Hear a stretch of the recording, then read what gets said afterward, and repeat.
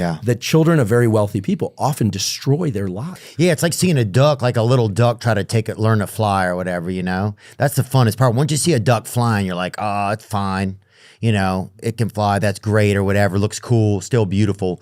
But seeing that duck give those tries and take that shot out of the nest or whatever, that's kind of like the funnest part, you know? Well, I think that's the beauty of childhood, right?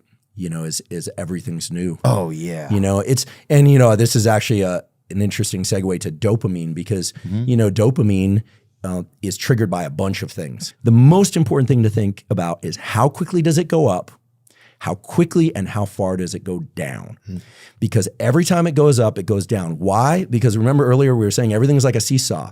If you feel motivated, there is, and this is so important for people to understand, especially people with compulsions, addictions, and this kind of thing, the better it feels, the lower you're going to feel afterwards, and the longer it will take you to get back to baseline. Listen, I'm not a huge UFC fan, but I've been to a few fights and it's fun. And I see you guys down there in the front row and this kind of thing.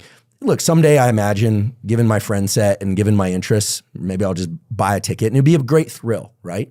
But if I were a kid and I suddenly were just planted there every single night, guess what? You move one row back, it's going to feel like bad seating, you know? And this is why the children of very wealthy people, unless your father is like a Warren Buffett who insists that you actually work and this kind of thing, the children of very wealthy people often destroy their lives.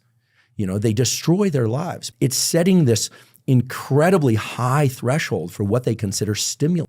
Yeah, they're almost swimming in dope and they're almost in the hot tub, but they've never been in the pool. And then they're down below baseline. They get, you know, no pun intended, they get a bump, but that dopamine level is not where it used to be. And they're constantly, quote unquote, chasing the dragon or whatever you want to call it.